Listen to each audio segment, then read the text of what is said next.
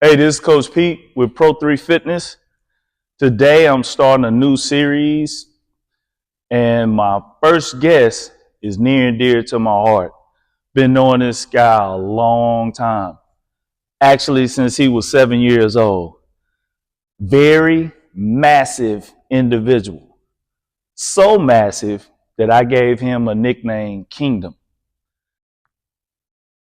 Who am I? King Dunlap V.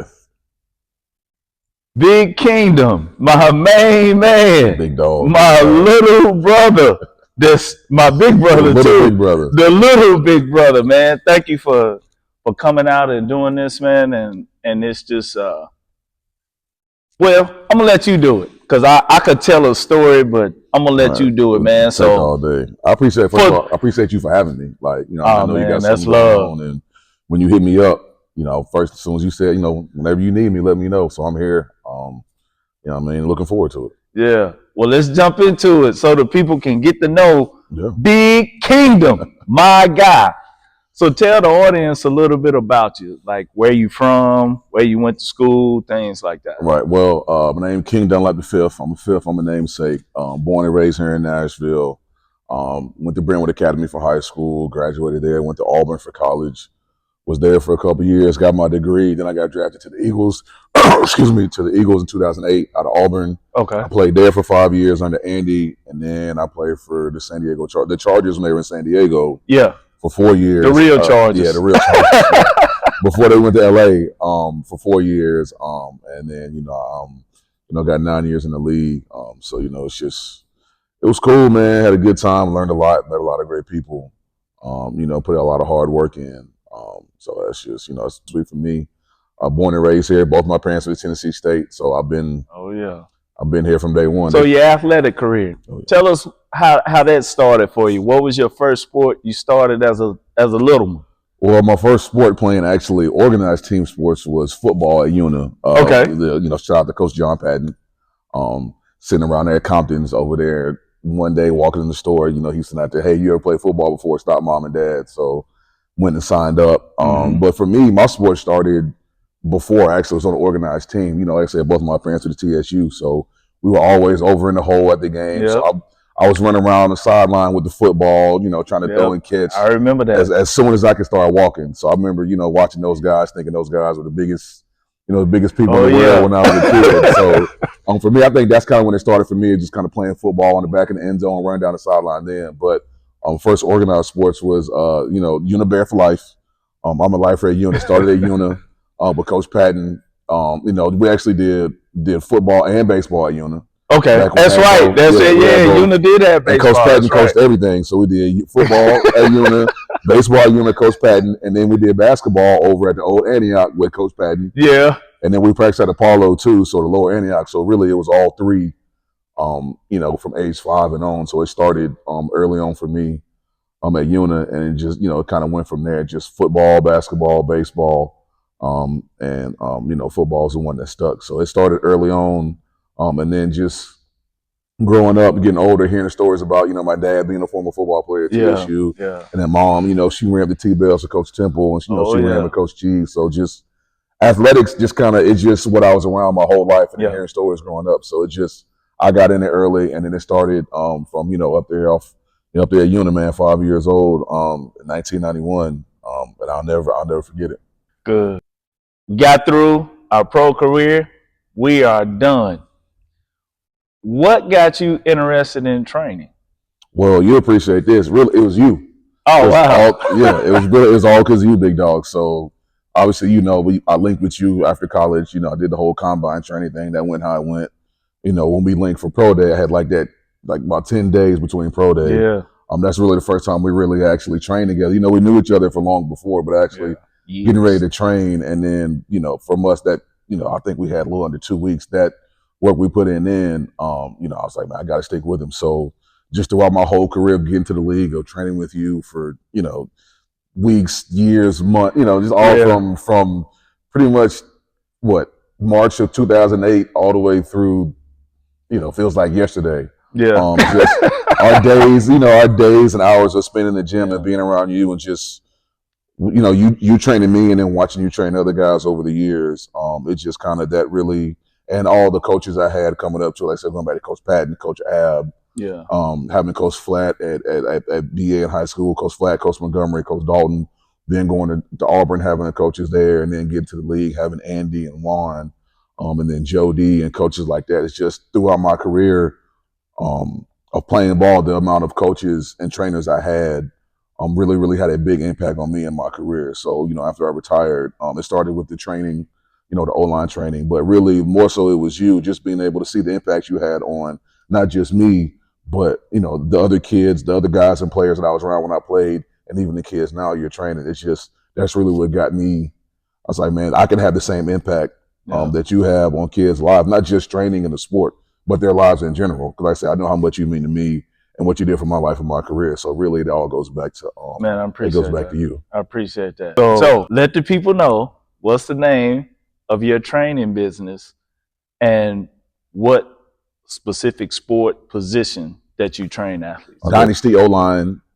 Man, it's big dogs got to eat. So it's we train offensive linemen as offensive line guys up front. I train what I know. I played offensive line from little league all the way through high. From probably year 3. Yeah, I was a single striper when I first started because I was straight up and down. But started getting a little wider. I became a double striper. Started playing offensive line. So that's what it was, and that's what we do. We train the guys up front with technique, fundamentals, mental toughness, stamina, like that. So we build in. We build that big wall up front. It's not just a bunch of fat guys running around like everybody thinks. We're more athletic, and it's a lot more that goes into it than just block the guy and move your feet in front of you. That most people don't realize. So, we build in big guys, and that's just it. Just again, it goes all back to what we did when I was playing. Yeah. As far as the training goes, and that's just I incorporate a lot of that now with my guys. So with your training? And we'll look at it from a high school perspective because that's kind of like coming out of middle school. Now you're kind of serious about it. I want to try to take this to the next level. Right. So let's wipe out the professional side, just the next level, the ultimate goal, get to play in college. Right. What are the things that you emphasize in your training that you think prepares that high school O-lineman for the next level? I think the biggest thing that I've seen over the years of training, even when I played, a lot of things that we worked on that kind of gets overlooked is footwork. Like, again, it's not just a bunch of fat guys out there running around. It's actually athletes that have the better your footwork is, the better lineman you're going to be. I think that's one thing that I feel like kind of goes, it's probably getting brought more to light now, but it kind of gets knocked under the radar for being an offensive lineman is your footwork. Like, and I don't just mean like technique, with your steps and your sets. I mean, actually working the agility ladder, the speed hurdles, the cone drills, like actually being able to move your feet, quick feet, being agile, being able to move. That goes a long way with becoming an offensive lineman within your technique. So that's one thing that I know I harp on the most is footwork. We're going to have great feet. Like if there's slow feet, don't eat. That's what I'm like. Big dogs got to eat, and slow feet don't eat. Slow feet ain't gonna eat. Slow feet do not eat. And again, it takes skill to play every position on the football field. So I think the biggest thing that I know I really, really harp to my guys is footwork.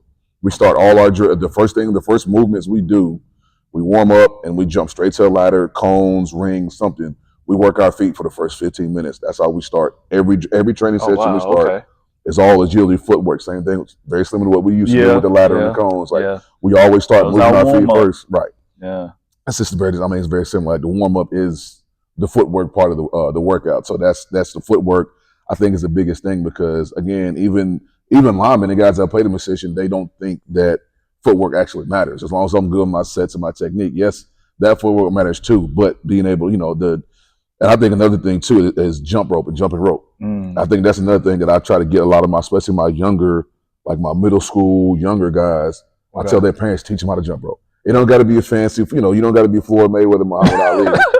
But just being able to jump rope, for 30 seconds at a time, it goes a long way with your footwork. So I think footwork is the biggest thing. I think that's one thing I harp on, but I think it's an underrated aspect of what we do as offensive linemen. What are your likes and dislikes about the current state of, let's say, amateur athletics as far as, let's just look at it specifically from high school, because college is a whole nother beast. We can get into NIL. That's something else. That's a whole nother. But let's say for the kids that are not to the level where everybody is fully monetizing in the sport. Right. So we saying middle school, high school.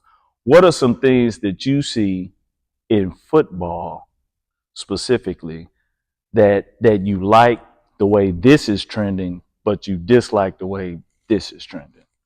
Well, the thing that I like is you get more kids. More kids are wanting to play the game. Okay. And wanting to get out there. And one thing too that wasn't really popular when I was in high school too is the training away from school. Oh yeah. You know what I mean? Like what we do now. Like when I was coming through, it wasn't too many guys doing this away from, you obviously you go to school workouts. I mean, if you could make it. Right. but the extra the training outside of this, the season specific sport with that, weight room coach or whatever. So like what we do now, the extra training, the workouts, I think that I love seeing that because you have more kids wanting to do that. And I love it from a parent's aspect and parents' point too. The parents are more willing to do that for their kids. Yeah.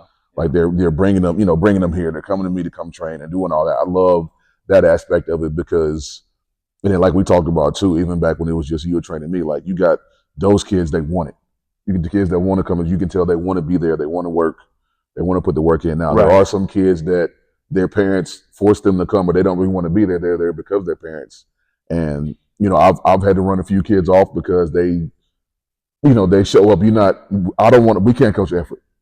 Yeah. Like you say all the time, like if I have to coach you on your effort, then like I'm wasting my time. I'm wasting your parents' time and the kids' time because we can't do it for you. Yeah. If you're going to show up and I'm having to coach you to go harder or do more, I'm not going to continue, especially if it's a group setting, I'm not going to continue to do that because now I'm taking away from other kids. There you go.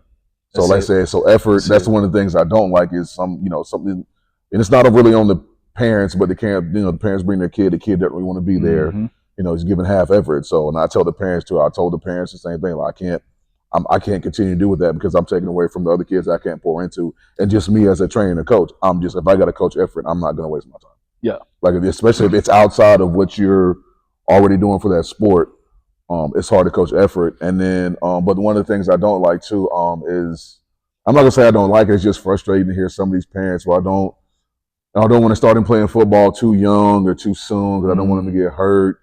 I understand the whole concussion thing and the whole CT thing. I'm not saying it's not real, but at 5, 6, 7, 8 years old, they're not hitting each other hard enough to call like. Yeah.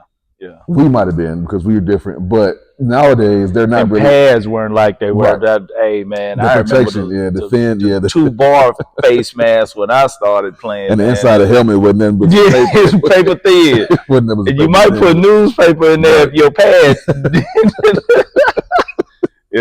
to create your own protection, but so it's not I don't like it. So I try to tell a lot of parents is they're not hitting each other that hard at that age.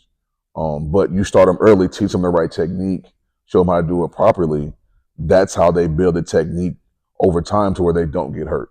Okay. Because now for example, like some guys, they wait. Well, I don't want them to play. I don't want them to get in pads till 7th, 8th grade, maybe freshman year in high school. Well, now he's 4 or 5 years behind. Now he didn't put on pads till 8th grade or 9th grade.